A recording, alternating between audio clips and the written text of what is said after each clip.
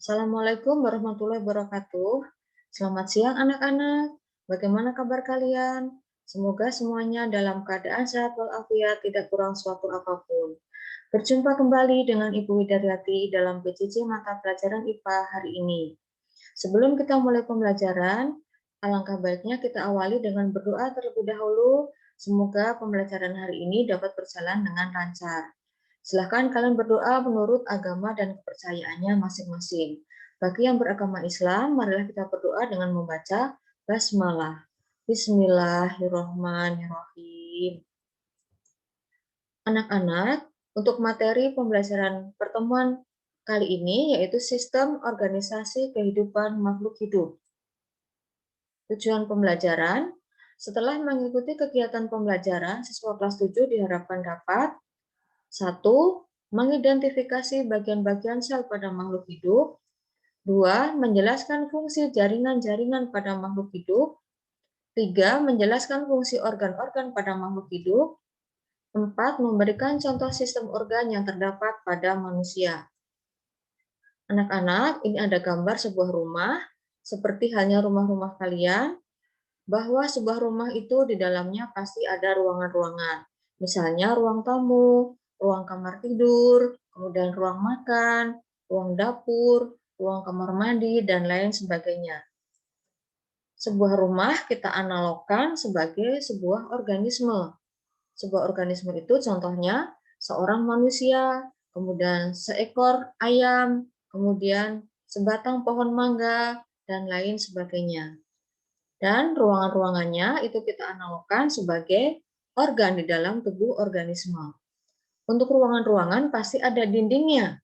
Dindingnya itu kita analogkan sebagai jaringan.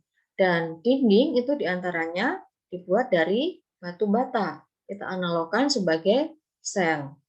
Lalu, apakah ada sel yang dapat dilihat tanpa menggunakan mikroskop? Apakah organel-organel yang terdapat pada hewan sama dengan pada tumbuhan? Mengapa pohon mangga dapat tumbuh tinggi dan batangnya membesar? Organ apa sajakah yang terdapat pada tumbuhan, hewan vertebrata, dan manusia? Pertanyaan-pertanyaan ini akan bisa kalian jawab apabila kalian mengikuti pembelajaran sampai dengan selesai. Tentunya dengan penuh semangat. Semangat ya anak-anak. Kita mulai dari bagian yang A, yaitu sel.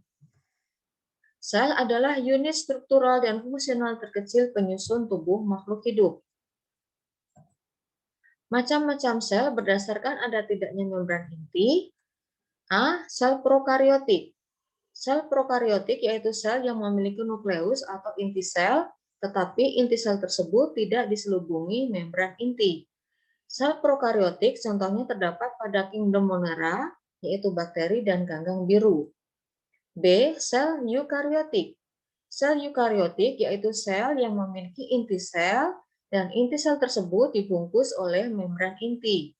Sel eukariotik terdapat pada protista, jamur, tumbuhan, dan hewan. Perhatikan gambar ini. Yang A ini adalah gambar dari struktur sel prokariotik Bacillus coagulan. Dan yang B adalah gambar sel prokariotik Bacillus coagulan dilihat menggunakan mikroskop elektron. Dan yang ini adalah perbedaan dari sel prokariotik dan sel eukariotik. Ini adalah sel prokariotik, bagian inti selnya ini tidak dibungkus oleh membran inti. Tapi kalau pada sel eukariotik, bagian inti selnya ini dibungkus oleh bagian membran inti. Perlu kalian ingat, sel merupakan unit terkecil kehidupan. Di dalam sel terdapat penyusun sel atau organel sel. Namun, organel tidak disebut sebagai unit terkecil kehidupan, sebab organel tidak mampu hidup mandiri. Makhluk hidup bersel satu dapat hidup mandiri dan dapat mencukupi kebutuhan hidupnya sendiri, seperti energi, mineral, dan sebagainya. Umumnya, sel bersifat mikroskopis, artinya untuk melihatnya harus menggunakan mikroskop, tidak bisa dilihat menggunakan mata telanjang. Namun, ada sel yang berukuran makroskopis atau besar, bisa dilihat tanpa bantuan mikroskop. Seperti telur burung unta dan sel saraf biarafah yang memiliki panjang lebih dari 1 meter. Nah, ini juga contoh sel makroskopis, sel yang berukuran makroskopis, yang berukuran besar. Bisa kalian lihat tanpa menggunakan mikroskop. Pasti kalian tahu ini adalah sel telur yang mungkin tadi pernah atau hari ini kalian makan ya. Sel telur ini merupakan contoh sel makroskopis. Kita bisa melihat tanpa menggunakan mikroskop, tanpa bantuan mikroskop. Berikutnya, bagian-bagian sel. Ini ada gambar sel hewan dan sel tumbuhan. Kalian perhatikan, nanti bagian-bagiannya apakah sama antara sel hewan dan sel tumbuhan. Yang pertama ini ada bagian ribosom. Sel hewan maupun sel tumbuhan memiliki ribosom. Lalu bagaimana dengan bagian-bagian yang lainnya? Apakah sama? Nah, yang pertama ini adalah bagian flagel, hanya dimiliki oleh sel hewan. Kemudian untuk sentrosom bagaimana? Sentrosom itu hanya dimiliki oleh sel hewan. Selanjutnya untuk nukleus bagaimana? Ya, nukleus dimiliki oleh sel hewan maupun sel tumbuhan. Selanjutnya anak inti atau nukleolus dimiliki oleh sel hewan maupun sel tumbuhan. Retikulum endoplasma dimiliki oleh sel hewan maupun sel tumbuhan. Untuk badan Golgi bagaimana? Badan Golgi dimiliki oleh sel hewan maupun sel tumbuhan. Dan untuk mitokondria dimiliki oleh sel hewan maupun sel tumbuhan. Bagaimana dengan membran inti? Apakah dua-duanya memiliki? Coba kita lihat bersama. Membran inti dimiliki oleh sel hewan maupun sel tumbuhan. Dinding sel hanya dimiliki oleh sel tumbuhan. Kloroplas hanya dimiliki oleh sel tumbuhan. Nokta hanya dimiliki juga oleh sel tumbuhan. Vakula juga hanya dimiliki oleh sel tumbuhan. Pada beberapa hewan ada memiliki vakula, tetapi vakulanya ukurannya sangat kecil. Kita lanjutkan dengan fungsi bagian-bagian sel. Yang pertama, membran plasma. Berfungsi melindungi bagian-bagian sel yang ada di dalamnya, tempat pertukaran zat atau pengatur atas keluar masuknya suatu zat, baik itu menuju atau meninggalkan sel. Yang kedua, inti sel atau nukleus. Berfungsi mengontrol segala aktivitas sel. Inti sel tersusun atas 3 bagian, yaitu membran nukleus, nukleolus atau anak inti, dan nukleoplasma. Yang ketiga, sitoplasma. Sitoplasma berupa cairan padat yang mengisi seluruh bagian sel. Sitoplasma berfungsi sebagai tempat terdapatnya organel-organel sel. Berikut ini organel-organel sel yang terdapat pada sitoplasma. Yang A, retikulum endoplasma. Ada 2 macam, yaitu yang pertama retikulum endoplasma kasar atau RE kasar yang berperan dalam pembentukan membran dan sintesis protein. Yang kedua, retikulum endoplasma halus atau RE halus, berperan dalam sintesis lemak, menetralisasi racun, dan penyimpan kalsium. B. Ribosom berfungsi untuk sintesis protein atau pembentukan protein. Yang C. Mitokondria berfungsi untuk membentuk energi. D. Badan Golgi berfungsi untuk mengolah protein yang baru dibentuk. E. Lisosom berfungsi dalam pencernaan sel seperti mengolah komponen-komponen yang tidak terpakai dari luar ataupun dari sel itu sendiri. Lisosom hanya terdapat pada sel hewan. F. Sentrosom atau sentriol berperan dalam pembelahan sel, hanya terdapat pada sel hewan. G. Plastida hanya terdapat pada sel tumbuhan, tempat terdapatnya kloroplas, leukoplas, dan kromoplas yang berfungsi dalam sistem fotosintesis. H. Vakuola berisi bahan-bahan organik, hanya terdapat pada sel tumbuhan dan beberapa protozoa. I. Dinding sel hanya terdapat pada sel tumbuhan dan tersusun atas selulosa. Berfungsi sebagai pelindung organ yang ada di dalamnya dan memberi bentuk sel. Berikut ini adalah contoh-contoh sel. Yang ini adalah sel darah, sel tulang, sel otot, sel epitel, sel saraf, ini juga sel saraf. Jadi masing-masing satu. Materi yang B yaitu jaringan. Jaringan adalah kelompok sel-sel yang mempunyai bentuk dan fungsi yang sama. Macam-macam jaringan pada tumbuhan berdasarkan proses terbentuknya. Satu, jaringan primer, yaitu jaringan yang dihasilkan dari pembesaran dan diferensiasi sel meristem apikal atau ujung titik tumbuh. Dua, jaringan sekunder, yaitu semua jaringan yang dibentuk dari proses pertumbuhan sekunder. Macam-macam jaringan tumbuhan berdasarkan kemampuan memperbanyak diri atau proses pembentukannya dibagi menjadi dua, yaitu jaringan meristem dan jaringan permanen. Jaringan meristem dibagi menjadi tiga, yaitu promeristem, meristem primer, dan meristem sekunder. Untuk jaringan permanen dibagi menjadi empat, yaitu epidermis, parenkim, penyokong, dan pengangkut. Kita pelajari satu persatu. Yang pertama, jaringan meristem. Jaringan meristem yaitu jaringan yang terdiri dari sel-sel yang selalu membelah diri. Jaringan meristem terdiri atas beberapa jaringan, yaitu A. Promeristem, yaitu jaringan yang telah ada sejak masa embrio. B. Meristem primer, yaitu jaringan meristem tumbuhan dewasa yang masih membelah diri. Jaringan ini disebut juga jaringan primer. Meristem primer biasanya terdapat pada ujung batang dan ujung akar, yang menyebabkan tumbuhan dapat tumbuh tinggi. Kemudian C. Meristem sekunder, yaitu jaringan meristem yang berasal dari jaringan meristem primer. Jaringan ini disebut juga jaringan sekunder. Meristem sekunder contohnya terdapat pada batang tumbuhan dikotil, yaitu pada jaringan kambium yang dapat menyebabkan batang dapat tumbuh membesar. Jadi, untuk tumbuhan itu dapat tumbuh dengan tinggi atau tumbuh tinggi karena adanya meristem primer, yaitu meristem apikal pada ujung batang, dan batangnya dapat membesar karena adanya meristem sekunder, yaitu jaringan kambium. Berikutnya jaringan permanen. Jaringan permanen yaitu jaringan yang sudah tidak merismatis atau tumbuh dan membelah.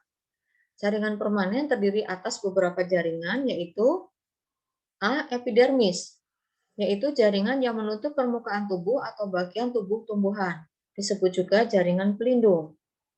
B. Parenkim, yaitu jaringan pengisi atau jaringan dasar yang selalu ada pada setiap tumbuhan, berfungsi untuk menyimpan air, bahan makanan, udara, transportasi, dan fotosintesis.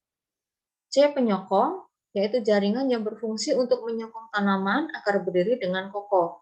Disebut juga jaringan penguat, yang terdiri dari jaringan kolenkim dan jaringan sklerenkim. D. Jaringan pengangkut, yaitu jaringan yang berguna untuk transportasi di dalam tubuh tanaman. Jaringan pengangkut terdiri dari silem atau pembuluh kayu yang berfungsi untuk mengangkut air dan unsur hara dari akar ke daun. Kemudian flum atau pembuluh tapis yang berfungsi untuk mengangkut zat makanan dari daun ke seluruh tubuh tumbuhan. Nah, ini beberapa contoh dari jaringan gambar ya. Ini namanya jaringan meristem, bentuknya seperti ini. Ini jaringan epidermis, jaringan sklerenkim, jaringan parenkim, flum, kolenkim, dan silem. Kita lanjutkan dengan jaringan penyusun tubuh hewan dibagi menjadi empat, yaitu yang pertama jaringan epitel, jaringan saraf, jaringan ikat, dan jaringan otot. Jaringan epitel. Jaringan epitel melapisi seluruh permukaan dalam dan luar tubuh hewan. Jaringan epitel memiliki fungsi utama untuk melindungi tubuh dan organ, sebagai pelapis saluran kelenjar dan penerima rangsangan. Nah, ini gambarnya. Ini jaringan epitel pipih, epitel kubus, epitel silindris, epitel transisi, epitel silindris berlapis, epitel kubus berlapis, dan ini epitel pipih berlapis. Jaringan saraf.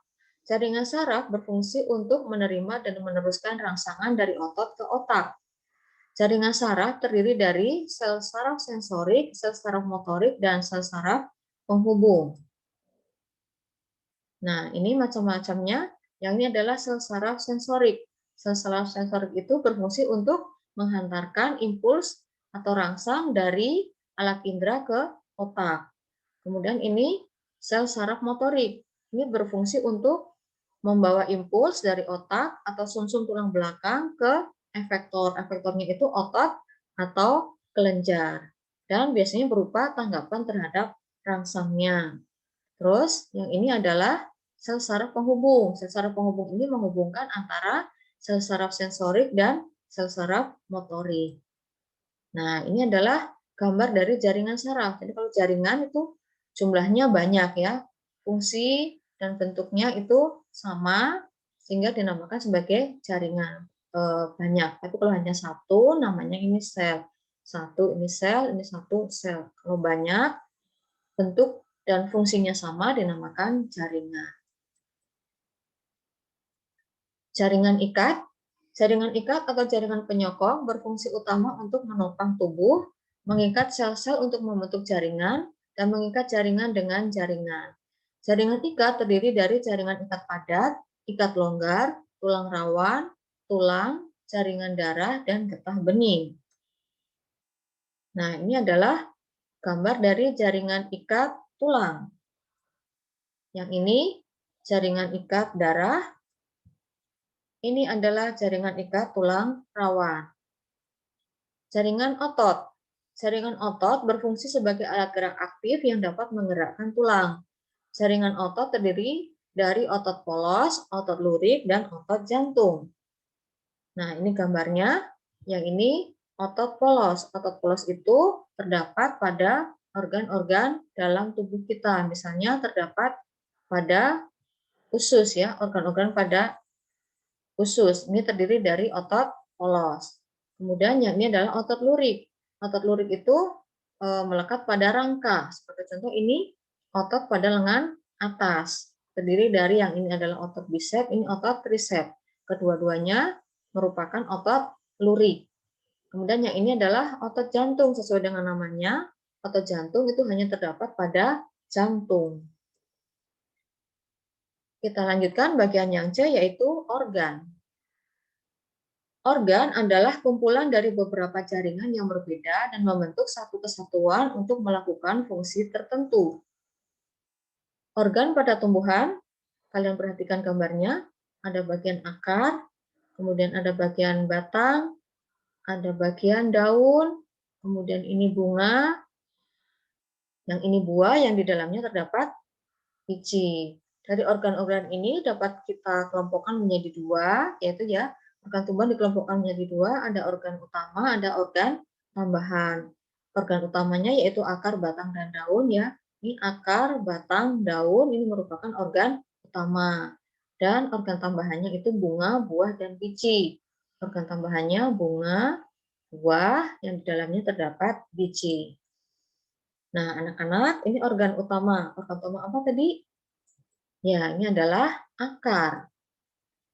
Jaringan-jaringan yang menyusun organ akar yaitu jaringan meristem pada ujung akar, jaringan epidermis, jaringan korteks tersusun atas jaringan parenkim, kemudian endodermis, dan silinder pusat atau stele yang tersusun atas jaringan pengangkut. Organ akar itu berfungsi untuk menyerap air dan zat hara atau mineral, menambatkan tumbuhan pada media tanam atau tanah, untuk mengokohkan atau menunjang berdirinya tumbuhan, dan pada tumbuhan tertentu untuk menyimpan cadangan makanan, misalnya pada ketela pohon dan wortel, maka akarnya itu bisa dimakan, ada cadangan makanannya. Kemudian fungsi akar yang terakhir yaitu sebagai organ pernapasan tertentu, misalnya pada tanaman bakau. Selanjutnya, ini organ apa anak-anak? Ya, ini adalah organ batang.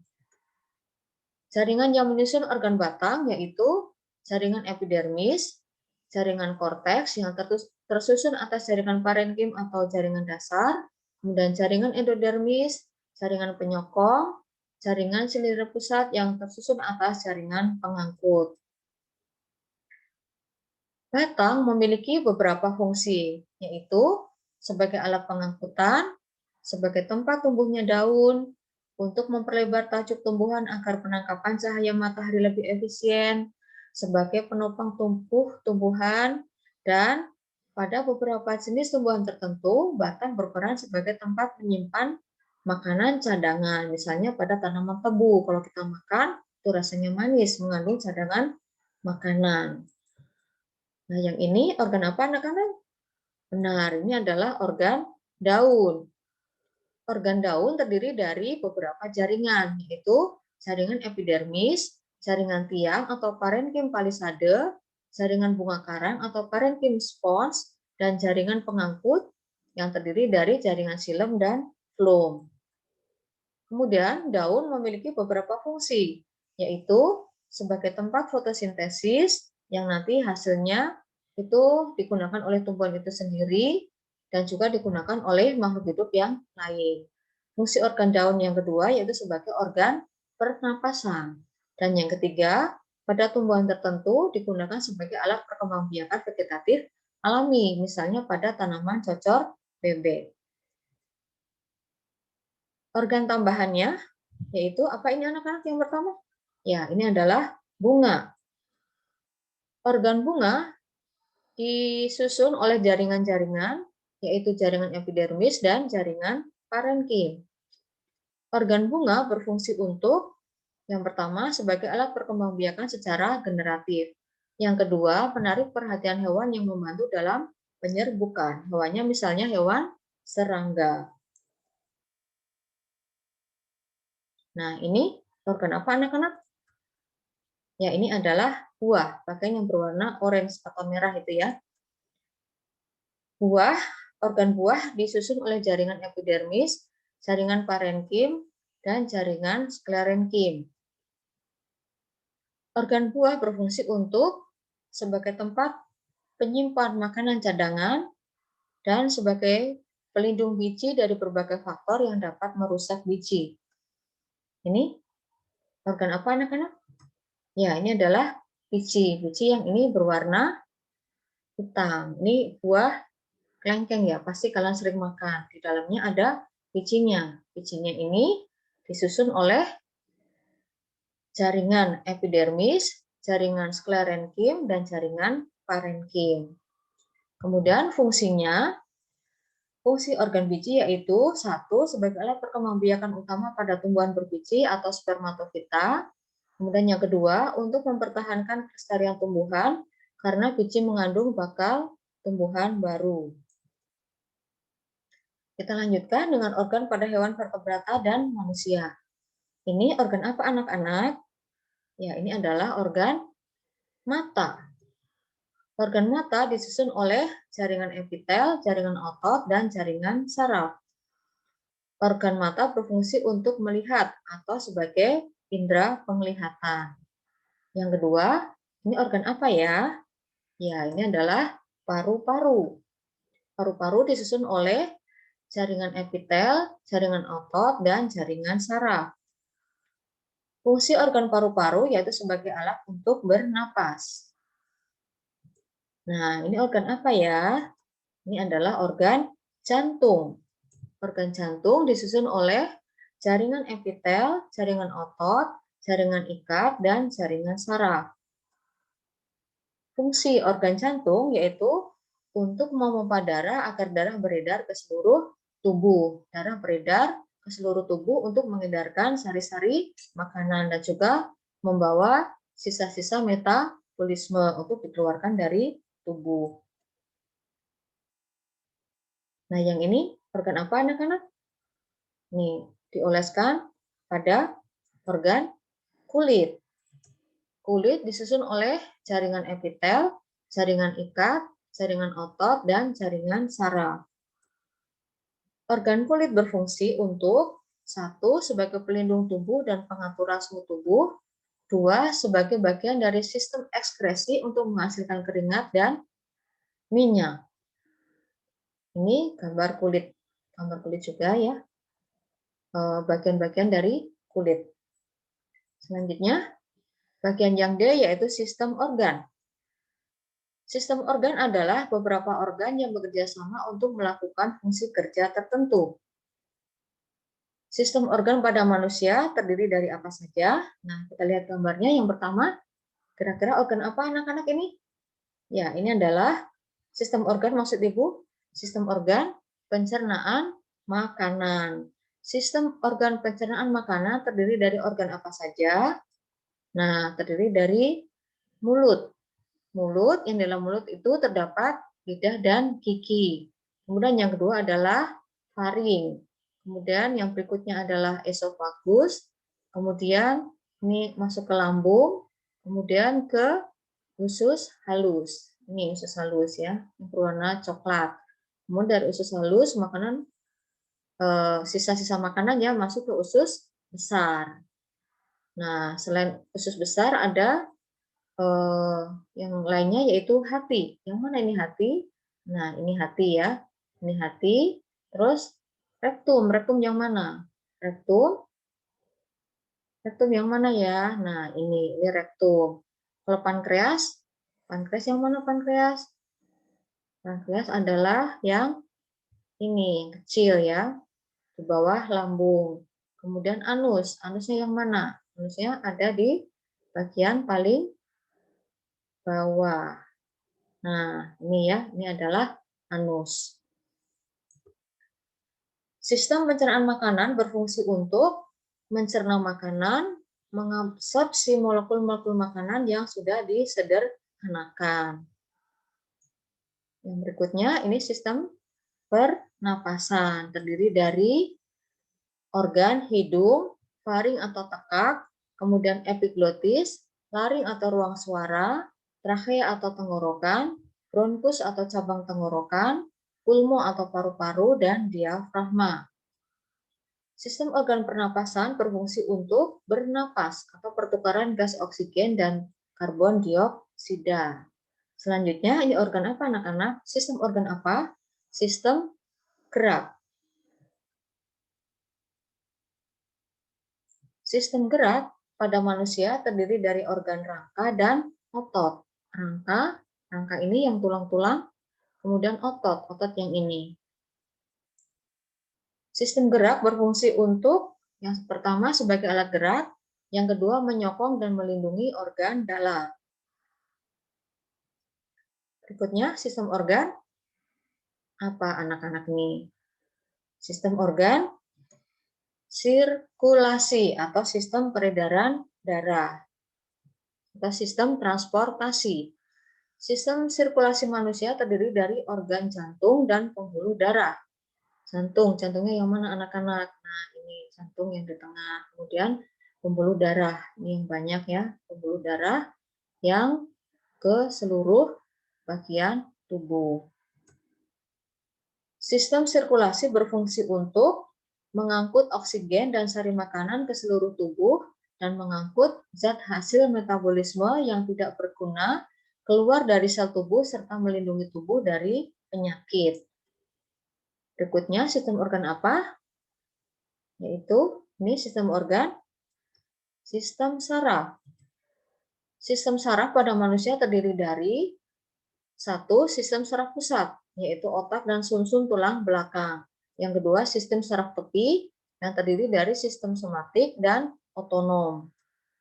Sistem saraf berfungsi untuk mengatur dan mengkoordinasikan seluruh aktivitas tubuh. Berikutnya, ini gambar apa nih? Ini ada dua, ini adalah ginjal. Ginjal, ini ke semuanya ini sampai ke bawah, ini termasuk salah satu yang termasuk sebagai sistem ekskresi. Sistem ekskresi pada manusia terdiri dari paru-paru, ginjal, kulit, dan hati. Sistem ekskresi berfungsi untuk mengeluarkan sisa metabolisme yang tidak terpakai dari dalam tubuh dan menjaga keseimbangan sel dengan lingkungannya. Berikutnya ini adalah sistem reproduksi, khususnya pada reproduksi wanita. Sistem reproduksi pada wanita terdiri dari ovarium, yang mana ovariumnya? Ovariumnya ada dua ya, ovarium kiri dan ovarium kanan. Kemudian rahim yang di sini. Ini adalah rahim, kemudian vagina. Sistem reproduksi berfungsi untuk perkembangbiakan. Nah, anak-anak, sampailah kita kepada kesimpulan materi pembelajaran hari ini. Kesimpulannya, 1. Sel adalah unit struktural dan fungsional terkecil penyusun tubuh makhluk hidup. 2. Jaringan adalah kelompok sel-sel yang mempunyai bentuk dan fungsi yang sama. 3. Organ pada tumbuhan terdiri dari akar, batang, daun, bunga, buah yang di dalamnya terdapat biji. 4. Organ yang terdapat pada tubuh manusia dan hewan vertebrata yaitu mata, paru-paru, jantung, kulit, dan sebagainya. 5. Sistem organ yang terdapat pada manusia yaitu sistem pencernaan makanan, sistem pernapasan, sistem gerak, sistem peredaran darah, sistem saraf, sistem ekskresi, dan sistem reproduksi. Kemudian tugas untuk kalian, yang pertama, buatlah gambar sel hewan dan sel tumbuhan lengkap dengan keterangan bagian-bagiannya. Gambar yang tadi yang sudah kita bahas di awal tadi ada sel hewan dan sel tumbuhan. Kalian gambar yang bagus ya, boleh menggunakan pensil berwarna, dikasih warna-warna. Di bagian yang berbeda dikasih warna yang berbeda, kemudian diberi keterangan.